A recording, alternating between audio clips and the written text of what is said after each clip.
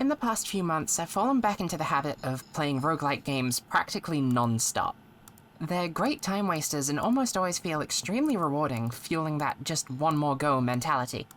But something always felt missing from each game, so I wondered, among the hundreds of dungeon crawlers flooding games' storefronts, is there one that could be called perfect?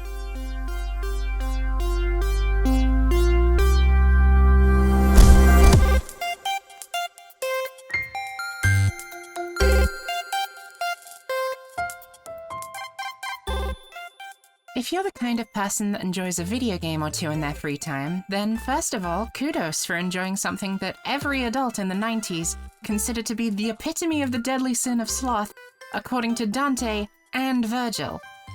Secondly, you probably know what games you can really sink your teeth deep into. If you've ever found yourself perusing your local out-of-business game store that you definitely didn't break into, you might think to yourself, "Oh man, the only thing here is a bargain bin full of unsold WWE games and 4 billion copies of Haze. If only there was a type of game that I can invest a lot of time in with minimal expense." Well, fear not, because I have just the solution for you. Howdy, I'm Ro, unprofessional game taster and video maker, and the only thing I'm more of an expert on than roguelikes is free MMOs that came out between 2002 and 2014. I'm the only person on this planet that still remembers Cal Online. And bots. And Risk Your Life 2 Incomplete. First off, if you've been living in a comfortable hole for most of your life, you might not know what a roguelike really is, so let me learn you something. Rogue was a game that came out at the turn of the 18th century, also known as 1980, and was one of the first games to use procedural generation on a large scale. Meaning that instead of the map being predetermined code in the game, the shape and layout of each dungeon floor the game took place in would be left up to RNG, or random number generation. The reason this was significant at the time was because this was back in the days of arcade cabinet games and home consoles being made of much simpler hardware, so games were just a few hours long to accommodate for storage space, but punishingly difficult so that the experience would last longer. The only way arcade cabinets could have squeezed more money out of people back then is if the ones that had a whole car in got loose and ran people over, and then another one came along and took their wallets. So having a game that had the decency to at least be pretty different every single time you got snuffed is kind of a big deal. Anyway, thank you for watching the History Channel, but if you want to find a roguelike game that you can spend a ton of time on, then you really have a lot to think about before it hits that good spot near the top of your list of greatest games of all time. Ooh, number 3 is gonna blow your skin clean off. But is there a way to know if a game is for you without, playing it?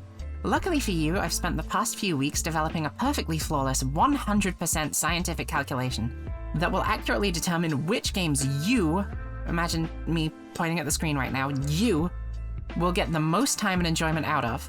Let's begin. First of all, we have got to do something about this definition. Roguelike has become a really vague genre description over the years, and for this formula to be airtight, we need something concrete. In our rich history, there's only been one other genre that's entire identity is based around a single video game, that being the infamous Dark Souls. And after doing some digging, the only characteristic that all Souls-like games share is that they're very mean to me. While it's up to interpretation, it should still make sense that if roguelike is to be like Rogue, then Rogue is the most roguelike game of all, and therefore, the best roguelike. Nope. We gotta take the things that Rogue did specifically that made it stand out from its peers of incredibly creative games such as Adventure, Video Pinball Series, and whatever the hell this is, and use them to establish a baseline of different attributes that are applicable to every game in the genre. Obviously, the main one is that it was big on procedural generation, which also means that it had more replay value, due to, like I said, it being different each time.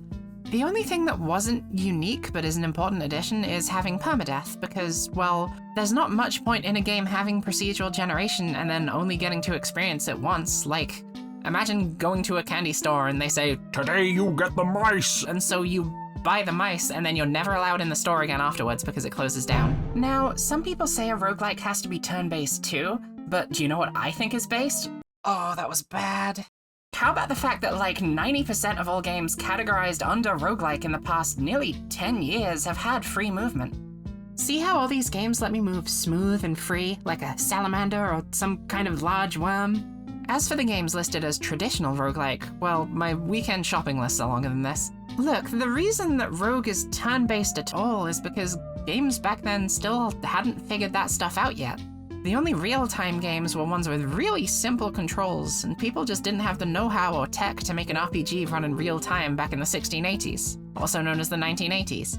I can't play All Odds Online, the free MMORPG from 2010, on the Atari 2600. So now, we've got 3 parameters with which to judge what makes a good roguelike. 3 special Ps: permadeath, procedural generation, and replayability. The master of these 3 things will be the undisputed, ultimate grand champion of roguelike games. And I've conveniently created a foolproof, infallible formula that will allow us not to only calculate what roguelike games are good, but how much time you're likely to spend playing them. Which is exactly what we want, so that you, I'm pointing at the screen again, can spend your money wisely and not buy a game that you'll spend 2 hours on and say, well, yeah, this is okay, I guess. It's no Decaron. the free MMORPG from 2007. But it's alright. Which I'm certain is how all of us would react. To keep things lighthearted, let's start with death. Typically, roguelikes nowadays have systems in place to encourage you to keep playing them even after you die tragically. Whether it be an overarching level-up system like the castle in Rogue Legacy, or just unlocking a ton of new content to enrich your next run like in Binding of Isaac. I've managed to narrow these down into a convenient 10-point list of mechanics, sampled from some of the most well-received games in the genre. Scoring 10 points means a game is highly replayable, and 0 points is, well, it's like permadeath in a trashy visual novel, I guess. For convenience's sake, and to make me sound a lot smarter than I actually am, this value will be called the quality of death, or QOD, and it consists of these 10 points. Procedural generation, lots of procedural generation, narrative progression, stat progression, item progression, world progression, complex gameplay, quick start, start variation, and appropriate length. If you take a good look at the list, you can see that Rogue doesn't actually do most of these. Its QOD only ranks at a 4 out of 10, but most modern games are usually in about the 6 to 8 range. Rogue Legacy, for instance, has some procedural generation, consistent stat and item progression, new runs can be started in a matter of seconds with a host of different classes, and runs only last for about 20 to 30 minutes. The gameplay itself is pretty simple, but things like the spell and class system add enough strategy to bump it up to a respectable 7 out of 10. And this is a really easy metric to calculate too. Just off the dome, I know that Isaac is a 7 out of 10 as well. Risk of Rain 2 is a 6, and Dead Cells is a 7, and Going Under is a very impressive 9. But remember, this is only 1/3 of what makes a perfect roguelike. Just because a QOD is high doesn't mean that a game is amazing, it just means you won't give up on it after doing something really stupid, like picking up Tiny Planet as if it's somehow gonna work out this time and definitely make things easier for you, which it won't, it never does. It's a stupid rock that you jam in your head that makes you suck. Keeping that first number in the back of our head, let's move on to the second part of the equation, procedural generation. This one's actually very easy to work out on an objective scale because you can just calculate the number of different things in the game that are attributed to chance or random number generation whenever you start a run. I want to make it expressly clear on what I mean when I say start a run. For example, Angel and Devil Deals spawning in Isaac doesn't count, since they don't have a chance of spawning on the first floor, and subsequent chances are determined by player input, but the Angel and Devil item pools do count because they are based on random number generation. Like I said, easy. You understand, you get it. All you have to do is find every single algorithmically or randomly generated characteristic and put it in a list like the one I'm about to say for Hades. We're going to call this the procedural value, and it's going to consist of things like this. Daedalus Hammer power-ups, god rewards, boon selection, mini-boss spawn, room layouts, heart variables, NPC rooms, Karan Well spawns, Karan Well items, Erebus Gate spawns, Erebus Gate rewards, Chaos Gate spawns, chest rewards, fishing spot spawns, room rewards, Sator sack location, mid-level shop spawns, shop contents, gold rewards. This should just about cover all the unfixed variables for each run. If you think I'm missing something from the list, remember to stop and think about whether it's an actual random factor or whether it's determined by player input or another thing in the game, like how enemy spawns are determined by heat level, room layout, and that one specific chaos debuff everyone picks because it's not as bad as not being able to attack for 5 rooms in a row without stubbing your toe. So a game with a high QOD gives out minimal punishment when you mess up because it expects that of you. A game with a high PV is going to offer a pretty fresh new experience each time you take a whack at it. So an experience of playing a game with a high score on both of those two numbers is sort of like when you wanted to learn an instrument and you turned out to be really bad at it, so out of pity, your parents went out and got you a brand new alto sax instead. Like, oh, thanks, Mom! So now that we have our QOD and our PV, that leaves one value left, and that's replayability. The big difference between a game being replayable and a game not punishing you for dying is that a highly replayable game is something you'll still want to go back to even after you've technically beaten it. So the result of the next part is going to account for the amount of times you might spend on a game after you successfully complete it. The best way to calculate this would be to consider how many different progressive runs are attainable in a game. People love ticking boxes, and there's no box more satisfying to tick than the Tainted Lost completion card. So long as there's something left uncompleted in a game, there will be a small part of your brain that'll want you to finish it. And if we take those different completion marks and times it by both our QOD and our PV, we can determine exactly how many times a player will, on average, complete a game before losing interest in it. Let's return to our example of Hades. It has a PV of 20 and a QOD of 7. To beat the base game, you need to complete 10 runs, but what we're looking for is how many wins it would take to lock the game in a state of perpetual patricide with no greater goal in mind, just kinda letting Zagreus vent his frustrations. To do that, you'll need to beat the game 49 times total. 10 for base game progression, 8 for clearing prophecies, 9 for achievements, 16 for heat modifiers, and another 6 to get the ambrosia you need for the true final ending.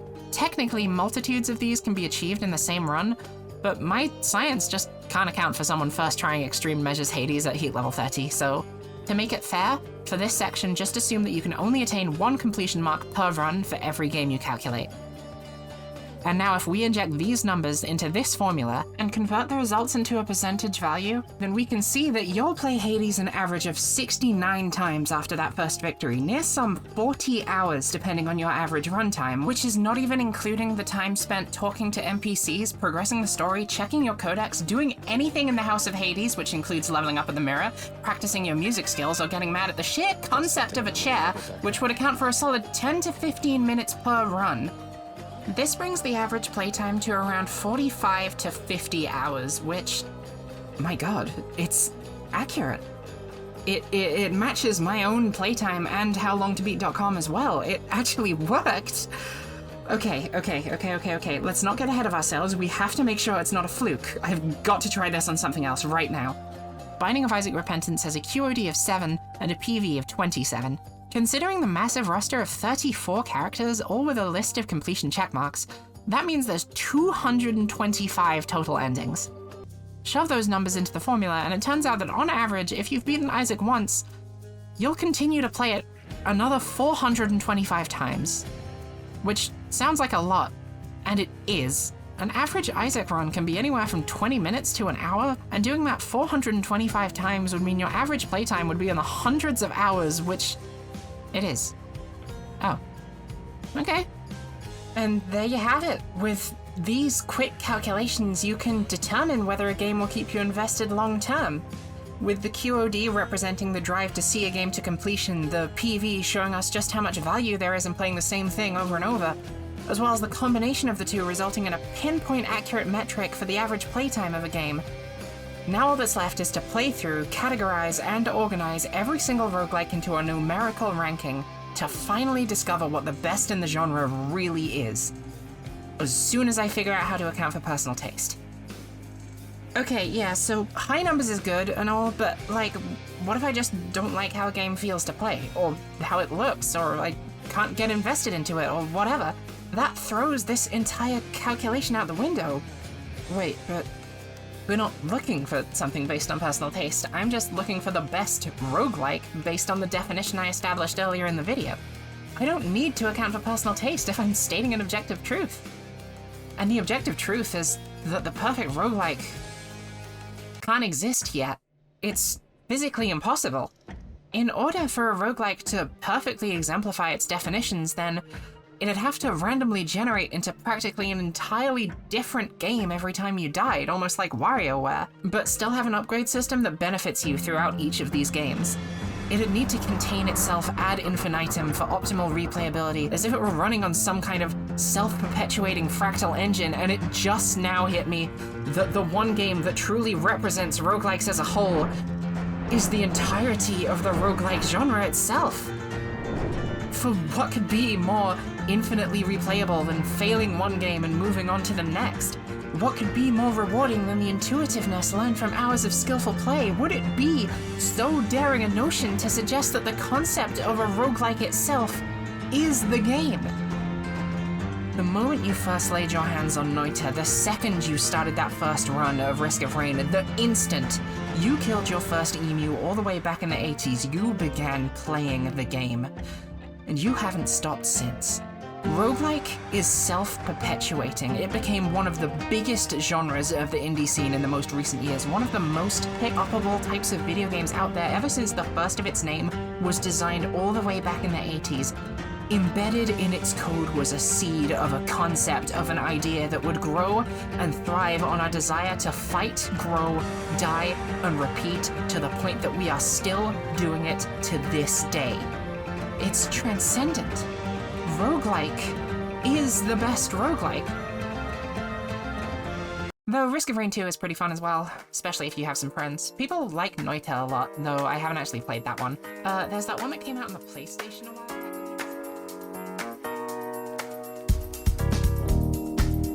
Thank you so much for watching to the end of my very silly second ever video. It was a lot of fun to work on and I hope you enjoyed it. And if you like what you saw and want to support me further, then likes and subscriptions help a ton. And if you want to see any other content by me, then my Twitch channel and social medias are both on screen and in the description. Have a wonderful day.